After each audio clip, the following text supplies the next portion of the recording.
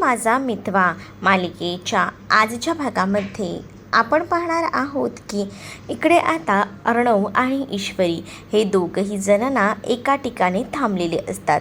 खरं तर अर्णव हा थांबत नसतो, पण ईश्वरीने अर्णवसमोर हट्ट धरलेला असतो आणि त्यामुळे अर्णवला फायनली ईश्वरीचं ऐकावंच लागतं आणि गाडी मग काय तो एका बाजूला लावतो आणि मग दोघंही जण गाडीतून उतरतात आणि दोघंही जण गाडीतून उतरल्यावर सरळ आता चालत त्या स्टॉलवर जातात, कारण अर्णव ला ईश्वरीला खुश करायचं होतं। त्यातच ईश्वरीला भूक लागलेली होती, त्यामुळे ईश्वरीचा हट्ट होता।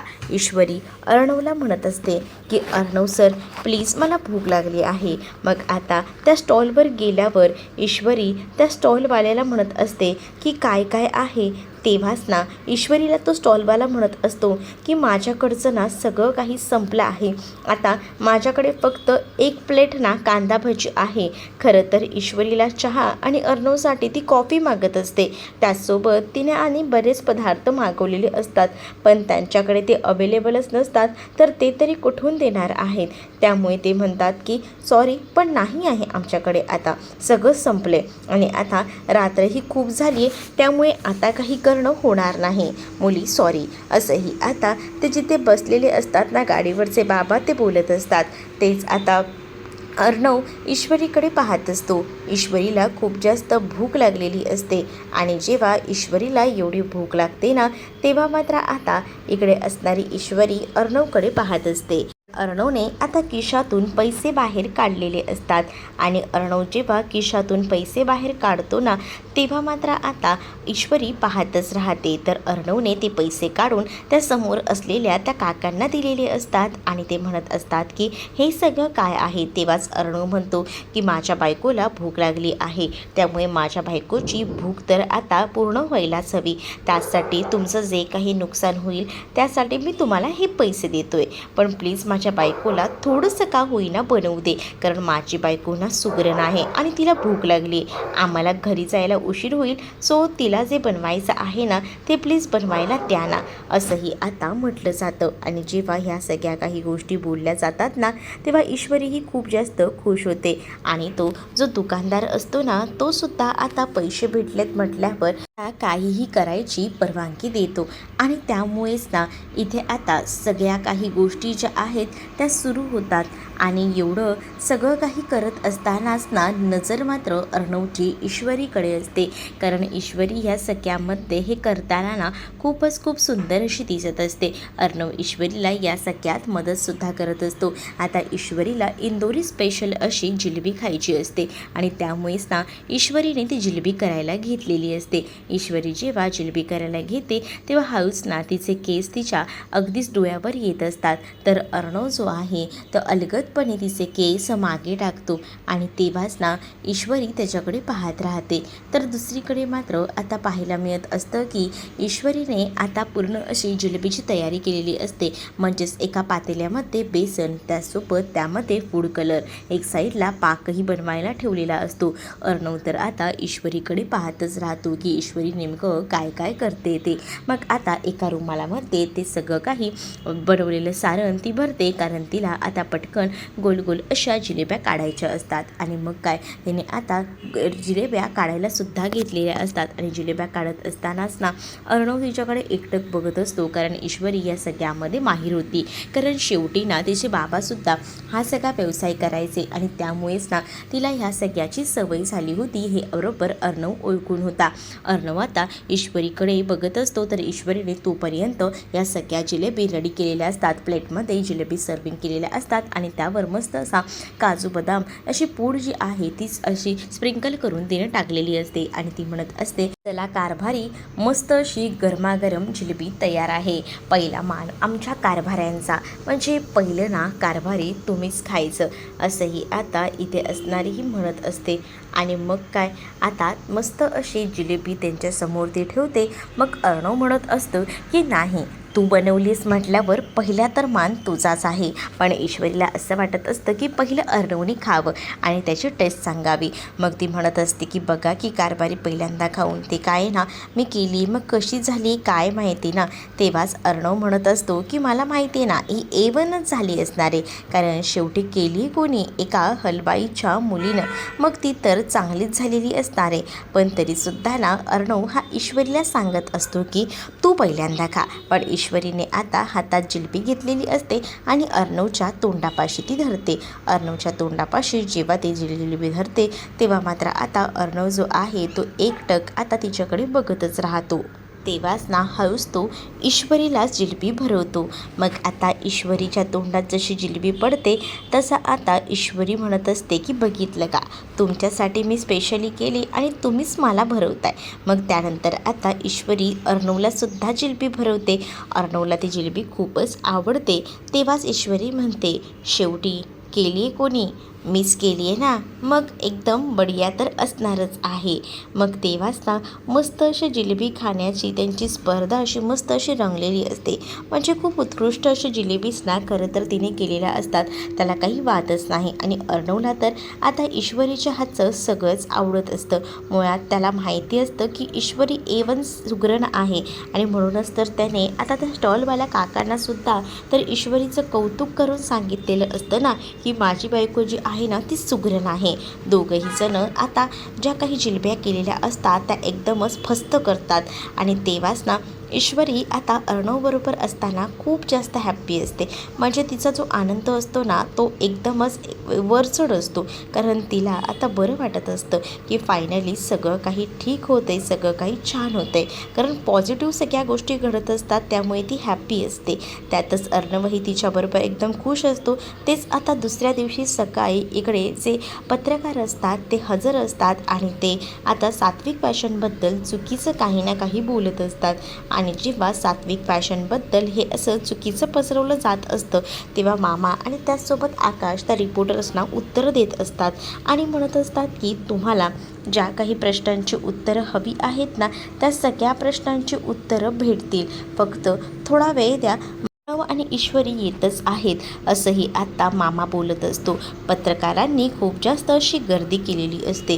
तेच आता इकडे नम्रता आणि वल्लरी पाहत राहतात, कारण अर्णव ईश्वरीने आता तो त्यांचा टेम्पोसुद्धा पुन्हा आणलेला असतो. आणि जेव्हा तो टेम्पोसुद्धा पुन्हा आणला जातो ना तेव्हा मात्र आता अर्णव ईश्वरी जसे गाडीतून उतरतात तसे आता काही त्यांच्यावर ना नजर हटत नसते. ते एकटक बघतच राहतात. आणि तेव्हाच ना इकडे आता शिर्के जे आहेत ते पटकन जातात, कारण शिर्केंना माहिती असतं की अर्णव सरांनी करून दाखवलेलं आहे. तेवढ्यातच ना वल्लरीचा मात्र प्लॅन आता जो काही तिने केलेला असतो त्या सौदामिनीसोबतचा तो फ्लॉप गेलेला असतो. त्यामुळे आता तिच्या बुवया उंचावलेल्या असतात. तेच दुसरीकडे आता अर्णव आणि ईश्वरी जसे टेम्पोतून उतरतात ना तसे ते पत्रकार सगळेच आता अर्णव ईश्वरीकडे धावत जातात. तेच आता अर्णव हा आकाशला म्हणत असतो की पटकन आकाश जे काही गाडीतला माल आहे तो बाहेर काढ, कारण त्याला ना आता जे काही सत्य आहे ते दाखवून द्यायचं असतं. कारण या सगळ्यात ना खूप जास्त मोठी बदनामी जी आहे ती खरं तर सात्विक फॅशनची झालेली होती आणि ती फॅशनची बदनामी किर्लोस्करांमुळे झालेली होती. किर्लोस्करांनी त्या मालाबाबत विश्वास न ठेवता अर्णवला खूप काही म्हटलेलं होतं. सोबतच पोलीस स्टेशनमध्ये सुद्धा तक्रार केलेली होती आणि त्यामुळेच हा सगळा प्रकार घडून आलेला होता. तेच आता सगळे पत्रकार अर्णवकडे येतात. अर्णवकडे सगळे पत्रकार आल्याबरोबर आता अर्णव जो आहे तो त्याला म्हणत असतो की जरा थांबा. मग आता अर्णव त्यांना सांगत असतो की जे काही चित्र आहे ते तुमच्या समोर आहे. खरं तर सात्विक फॅशनचा हा टेम्पो जो आहे हा कोणीतरी मुद्दामून गायब केलेला होता आणि आम्हाला या सगळ्या काही गोष्टींना खरं तर माहिती नव्हत्या. आम्हाला आता या सगळ्या काही गोष्टी कळल्या आणि आम्ही आमचा टेम्पो जो आहे तो सोडवून आणलेला आहे. कारण काही झालं तरी आम्हाला हेच वाटत होतं की आमच्याबरोबर काहीतरी चुकीचं घडतंय आणि आम्हाला नावं ठेवली जात होती. आमच्या फॅब्रिकलासुद्धा बरंच काही म्हटलं गेलं, कारण आमचं फॅब्रिक ना हे उत्तम क्वालिटीचं असतं आणि हे कधीच आतापर्यंत खराब नव्हतं. पण आमच्या क्वालिटीवर सुद्धा आता प्रश्न उपस्थित केले गेले, तेव्हा ह्या सगळ्या काही गोष्टी मला खऱ्या खोट्या कराव्याच लागल्या आणि म्हणूनच मग मी हे सगळं दाखवले करून. मग तेव्हा आकाशना लगेच टेम्पोमधला तो माल बाहेर काढतो आणि टेम्पोमधला बाहेर माल काढून आता त्यांच्या कपड्याची क्वालिटी आणि हे सगळं काही तो दाखवू लागतो. तेव्हाच ना तिथे असणारे किर्लोस्कर जे आहेत ते तर चकित होतात, कारण ते विचार करत होते की हे सगळं काही या सगळ्या मुद्दामून गोष्टी करतायत आणि त्यांनी ना सात्विक फॅशनला नाही ते म्हटलेलं होतं. बरीच नावंसुद्धा ठेवलेली होती आणि त्यामुळेच ना आता त्या तोंडावर पडल्यासारखं झालेलं होतं, कारण सात्विक फॅशनच्या कंपनीचा जो काही माल होता तो टेम्पो हा वेगळाच होता आणि आपल्याकडे मालाला तो वेगळा होता. ह्या गोष्टी त्यांना कळलेल्या असतात. त्याचबरोबर अर्णवला काही प्रश्न विचारलेले असतात, तेव्हा अर्णव त्यांना म्हणत असतो की सात्विक फॅशन ही फक्त एक माझा ब्रँड नाही आहे, ही माझी ओळख आहे, माझ्या आईचं नाव आहे आणि ह्या नावाचा कोणी जर गैरवापर करत असेल ना तर त्या सगळ्या काही गोष्टी मला चालणार नाहीत. आणि आमच्या ह्या टेम्पोप्रमाणेच म्हणजे सात्विक फॅशनचा हा जो लोगो आहे तसा सेम लोगो ना त्या ट्रकवर सुद्धा होता, पण तो स्टिकी नोटवाला होता आणि तेव्हाच मला कळलं होतं की काहीतरी गडबड आहे. मग ह्या सगळ्यामुळे अशी मी गेलो आणि माझा खरा टेम्पो जो आहे तो मी शोधून काढला आणि मग तेव्हा आम्हाला हा मालसुद्धा भेटला. मग तेव्हाच पत्रकार म्हणत असतात की हे सगळं नेमकं कोणी केलं आहे, काय केलं आहे, याबद्दल तुम्हाला काही माहिती आहे का? तेव्हाच अर्णव सांगत असतो की ह्या सगळ्या काही गोष्टी कोणी केल्यात, काय केल्यात हे खरंच माहीत नाही आहे, पण जे कोणी हे केलं आहे ना त्यांना तर आता जी शिक्षा मिळायची आहे ती तर मिळेलच. पण मुळात आहे ना काय आहे ना की माझ्या मागे जर कोणी लागत असेल किंवा त्यांना असं वाटत असेल की सात्विक फॅशन जे आहे ते कुठेतरी संपेल, पण तसं नाही आहे. हे सात्विक फॅशन जे आहे ना ते नाव घट्ट रोवलेलं आहे आणि या सगळ्यामध्ये माझी फॅमिली, माझी विशेषतः माझी बायको हिचं माझ्यावर असलेलं प्रेम आणि या सगळ्या गोष्टींमुळे ना मला खूप जास्त बळ येतं आणि मी या सगळ्याच्या पूर्ण शेवटापर्यंत जातो. समोरच्या व्यक्तीला असं वाटत असेल की माझ्याच्याने काही शक्य नाही आहे, पण मी हे सगळं काही माझ्या बायकोच्या बरोबरीला करून दाखवू शकतो, हे सुद्धा आता म्हटलेलं असतं. आणि जेव्हा या सगळ्या काही गोष्टी बोलून दाखवल्या जातात ना तेव्हा मात्र आता इकडे असणारी जी सौदामिनी असते हा सगळा प्रकार टी व्हीवर बघत असते आणि सौदामिनीला हे सगळं बघून तर आता धक्काच बसलेला असतो, कारण तिने इमॅजिनच केलं नव्हतं की एवढं सगळं अशा पद्धतीने घडेल. पण या सगळ्या गोष्टी तिने बघून ना आता अक्षरशः ना तोंडात बोटच घातलेली असतात, कारण तिने या सगळ्या गोष्टी इमॅजिन केल्या नव्हत्या आणि आता इकडे अर्णवने हे सगळं काही करून दाखवलेलं होतं. तर दुसरीकडे मात्र वल्लरीचं सुरू होतं कान भरणं, म्हणजेच वल्लरी जे आहे ती मात्र आता नम्रताकडे बघते आणि नम्रताला म्हणत असते की बघितलंस का काय होतंय ते, या सगळ्या काही गोष्टी अशा पद्धतीने करतायत, पण या सगळ्यामध्ये क्रेडिट कोणाला जायला पाहिजे होतं? आकाशला.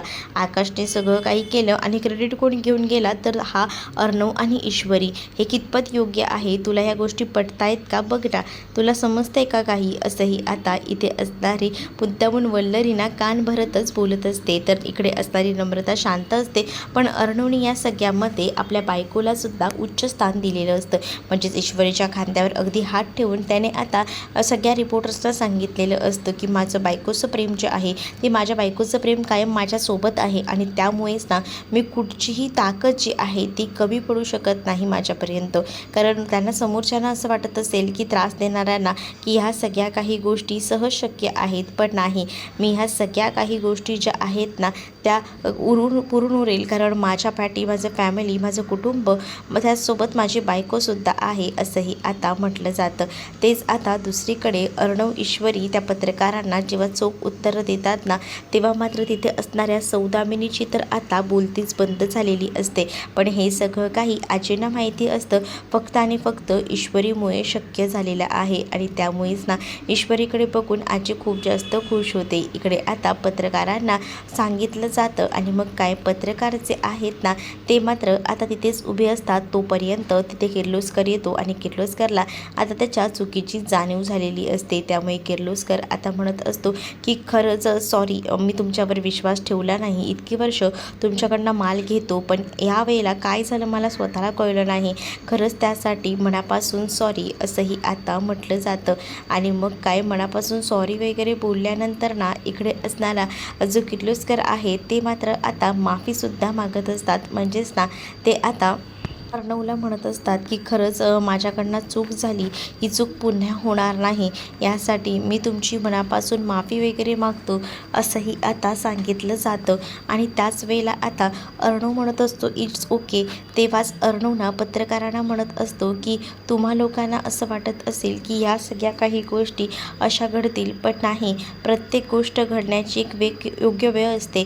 आणि जर माझ्या कंपनीला उद्ध्वस्त करण्याचा कोणाचा डाव असेल ना, तर त्या सगळ्याला मी पुरून उडेल, हे देखील अर्णवने आता ह्या कॉन्फरन्सच्या ह्या गोष्टीमुळे सांगून टाकलेल्या असतात. आणि त्यामुळेच ना या सगळ्या काही गोष्टी अक्षरशः समोर आलेल्या असतात. वल्लरी आणि नम्रता तर पाहतच राहतात, तर पत्रकारांनी सुद्धा ईश्वरी अर्णवचा उधो करायला सुरुवात केलेली असते. ईश्वरी अर्णवला आता जेव्हा उधो केला जातो तेव्हा नम्रता मात्र खूप जास्त रागात असते, कारण नम्रताने हा विचार कधीच केलेला नव्हता की ह्या सगळ्या काही गोष्टी अशा घडतील असं. तेच आता नम्रता जी आहे ती पाहत राहते. ते आता दुसरीकडे पाहायला मिळत असतं की अर्णवने ईश्वरीच्या खांद्यावर हात ठेवलेला असतो आणि तो ईश्वरीकडे एकटक बघत असतो. आणि ईश्वरीला आता तो म्हणत असतो की खरंच ना, हे सगळं काही तुझ्यामुळेच तर पॉसिबल झालेलं आहे, नाहीतर काहीच गोष्टी घडल्या नसत्या, असंही आता म्हटलं जात असतं. तेच आता आजीसुद्धा ईश्वरीचं कौतुक करते आणि आजी ईश्वरीचं कौतुक करत ईश्वरीला शाबासकी देत म्हणत असते की खरंच ना, आमच्या घरात सून म्हणून आलीस, पण सगळं काही मस्त होतंय. मग तेव्हाच वल्लरी नम्रताचे कान भरत असते, बघितलंस ना, क्रेडिट कोण घेऊन गेलंय, त्यामुळे आता तू तुझ्या परीने तुझ्या नवऱ्याला समजव की या सगळ्यामध्ये नेमकं काय करायला हवं ते, नाही तर मग बसा बाहेर असंच घेऊन दुसऱ्यांच्या आधारावर, असंही वल्लरी नम्रताला बोलू लागते. त्यामुळे नम्रताला समजतं की ह्या सगळ्यामध्ये काम जर आकाशने केलंय, पण ह्या सगळ्याचं क्रेडिट जे आहे ते दुसरंच कोणीतरी घेऊन जातंय. आणि मग या सगळ्या गोष्टी आता कळलेल्या असतात. त्यामुळेच आता नम्रता थोडी रागात असते, कारण तिला ना ईश्वरीचा प्रचंड असा राग येत असतो.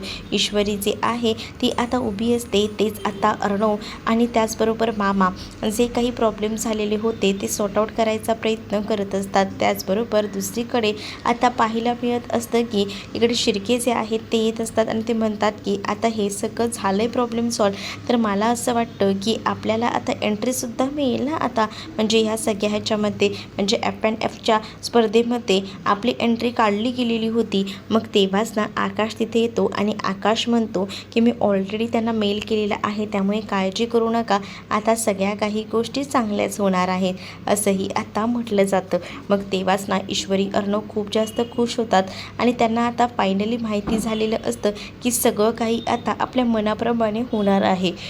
आधी ना त्यांना ह्या स्पर्धेतून बाद केलं गेलेलं होतं, त्यामुळे थोडं टेन्शन होतं, थोडी काळजी होती की कसं काय होईल, पण आता फायनली खूप जास्त आनंद जो आहे तो आता झालेला असतो. ईश्वरी आता अर्णवला म्हणत असते की आपण ना लवकरच या सगळ्यातून आता बाहेर पडू, म्हणजे आपल्या मनाप्रमाणे सगळ्या काही गोष्टी होणार आहे, यासाठी ईश्वरी खूप जास्त हॅप्पी असते. तेच आता दुसरीकडे पाहायला मिळत असतं की अर्णव आणि ईश्वरी जे आहेत ते आता पुन्हा एकदा जोमाने लागलेले असतात कामाला. अर्णव म्हणत असतो की मी फ्रेश होऊन येतो. ईश्वरीही त्याला म्हणत असते की हो जा, फ्रेश व्हा, म्हणजे तुम्हालाही बरं वाटेल. मग आता अर्णव फ्रेश व्हायला निघून जातो, तर ईश्वरी ही तयारी करत असते. दुसरीकडे नम्रता जी आहे ती आता बेडरूममध्ये बसलेली असते, विचार करत असते की ज्या काही गोष्टी झाल्या आहेत ना त्या सगळ्या गोष्टींचा.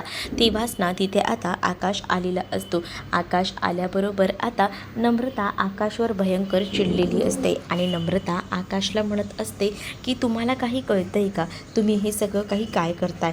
तेव्हा आकाश म्हणत असतो की काय झालंय, म्हणजे काही प्रॉब्लेम आहे का. तेव्हाच आकाशला नम्रता म्हणत असते की आता सात्विक फॅशनची सुद्धा एंट्री पुन्हा एकदा त्या स्पर्धेत होणार आहे, त्यामुळे काही झालं ना तरीसुद्धा ना आपण आपला विचार करायचा, आपण आपल्याबद्दल बघायचं, कारण आकाश टेक्स्टाईलना हे सुद्धा मोठं व्हायला हवं. तेव्हा इथे असणारा आकाश म्हणत असतो की हे सगळं काय चाललं आहे नम्रता तुझं. तेव्हाच नम्रताला आकाश ह्या सगळ्या गोष्टींचा जाब विचारतो. तेव्हा नम्रता आकाशला म्हणत असते की ह्या सगळ्या ज्या काही गोष्टी आहेत ना त्या खरं तर चुकीच्या पद्धतीने होत आहेत, म्हणजे आज तुम्हाला क्रेडिट मिळायला पाहिजे होतं, पण ते क्रेडिट मिळाले अर्णव ईश्वरीला आणि मला ते सहन होत नाही आहे. आता आपण ह्या स्पर्धेतसुद्धा भाग घ्यायचा ना, तेव्हा हे सगळं विसरून जायचं की खरं तर आपण कोण आहोत. ईश्वरी माझी बहीण आहे आणि अर्णव तुमचा भाऊ आहे ना, या गोष्टी विसरून जायच्या आणि आकाश टेक्सटाईलला वरती आणण्यासाठी ह्या कंपनीमध्ये जोरदारपणे मेहनत करायची, असं देखील आता म्हटलं गेलेलं असतं. आणि जेव्हा ह्या सगळ्या गोष्टी आता इथे असताना नम्रता बोलते, तेव्हा आकाश तर एकदमच चकित झालेला असतो. त्याला कळतच नसतं की काय चाललं हे. म्हणजे नम्रताच्या डोक्यात ना नेमक्या कोणत्या कोणत्या गोष्टी चालतात ना, या काहीच ना इथे आकाशला त्याचा ताळमेळ नसतो. त्यामुळे आकाश थोडा विचारच नम्रताच्या या बोलण्याचा करत असतो. म्हणजे त्याने कधीही विचारही केला नव्हता की या सगळ्या काही गोष्टी अशा होतील, पण जेव्हा हे सगळं समोर आलेलं होतं तेव्हाच ना आता तो नम्रताकडे पाहत होता. पण नम्रताने आता अर्णव ईश्वरीला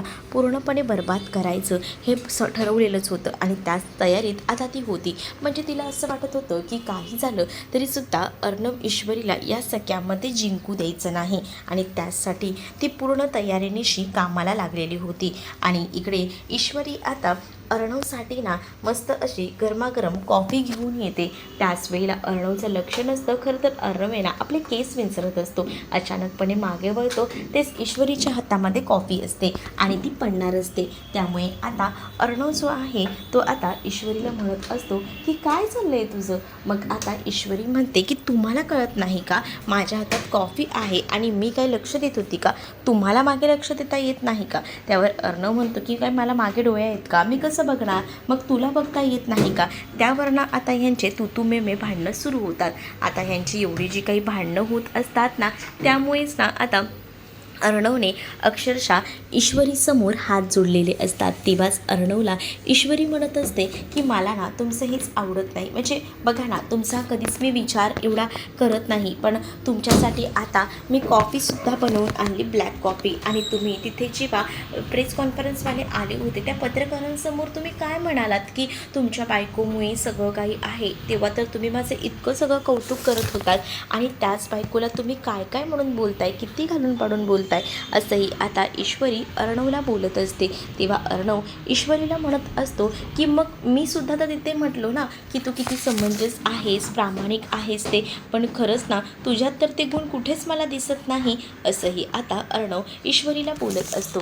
त्याच वेळेला अर्णव ईश्वरीला हे सुद्धा म्हणालेला असतो की काय आहे ना की ही माझी रूम आहे आणि माझ्या रूममध्ये काय करायचं ना हे मी बघून घेईन. मग तेव्हा ईश्वरी अजूनच चिडते. ईश्वरी अर्णवला म्हणते की काय म्हणाला, तुमची रूम, ही तुमची रूम आहे, ही रूम आहे ना माझीसुद्धा आहे, त्यामुळे या रूममध्ये इथे जायचं कुठे जायचं ना हे सगळं काही ना माझ्याच हिशोबानुसार होणार आहे, असंही आता ती म्हणू लागते.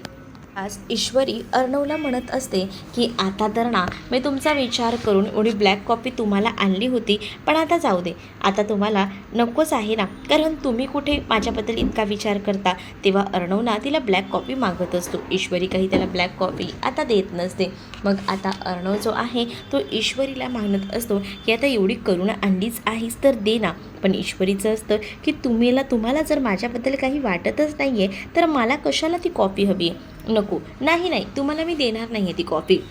मग आता ही काळी कुट्ट कॉफी आहे ना, तुमचं मन जसं काळं कुट्ट आहे ना तशीच आहे, पण मी काही झालं तरी तुम्हाला ही कॉफी देणार नाही, हे देखील ईश्वरीने सांगितलेलं असतं. त्यामुळे आता ईश्वरीची मजा घ्यायची हे मात्र अर्णव ठरवतो. आणि म्हणूनच मग आता अर्णव जो आहे तो ईश्वरीला मुद्दामून म्हणत असतो की ते बघ ना, ते बघ कॉक्रोच आहे. मग आता ईश्वरी म्हणते कुठे. मग त्या सगळ्यामध्ये अर्णवने हळूच ना ईश्वरीच्या हातात ना तो कपसुद्धा कॉफीचा घेतलेला असतो. कॉफीचा कप मिळवण्यासाठी खरं तर त्याने ही सगळी काही शक्कल लढवलेली होती. आणि जेव्हा हातात कॉफीचा मग येतो तेव्हा मात्र आता तो मुद्दामून ईश्वरीला म्हणत असतो की अगं इथे इथे इथे आहे बघ तो, अगं इकडे मागे आहे कॉक्रोच. मग ती बिचारी सगळीकडे उड्या वगैरे मारत असते, कुठे कॉक्रोच आहे, कुठे काय आहे हे सगळं काही एकदम निरखून ती बघत असते. त्याच वेळेला अर्णव मुद्दामुळे तिला म्हणत असतो अगं हे बघ ना इकडे कॉक्रोच, अगं तिकडे कुठे बघतेस, अगं इकडे बघ गं, असं बोलून आता तो तिला वेड करत असतो. तेव्हाच बिचारी ईश्वरी त्या कॉक्रोचच्या भीतीने ना इकडे तिकडे उड्या मारत असते आणि सगळीकडे बघत असते. तोपर्यंत इकडे अर्णवने ब्लॅक कॉफी घेतलेली असते आणि तो म्हणत असतो की काळी कुट्ट कॉफी मस्त झाली आहे हां. मग तेव्हा तो उठून तिकडनं निघून जातो. तेव्हा ईश्वरीला कळतं की अर्णवने तर तिला उल्लू बनवलं आहे, इथे कुठेच कॉक्रोच नाही आहे आणि ह्यांनी माझ्या हातात ना ती कॉफीसुद्धा सुद्धा पटकवली ही गोष्ट आता तिला कळलेली असते.